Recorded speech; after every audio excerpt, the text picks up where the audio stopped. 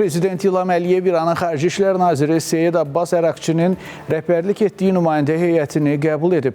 Azərbaycanla İran arasında əlaqələrin böyük tarixinin olduğunu deyən Prezident İlham Əliyev qeyd edib ki, xalqlarımızın əsrlər boyu bir yerdə yaşaması münasibətlərimizə xüsusi önəm verir. Dövlət başçısı İran Prezidenti Məsud Pezeşkiyanın Azərbaycana səfərinin, həmçinin digər yüksək vəzifəli şəxslərin qarşılıqlı səfərlərinin əməkdaşlığın daha da genişləndirilməsinə töhfə verdiyini vurğulayıb.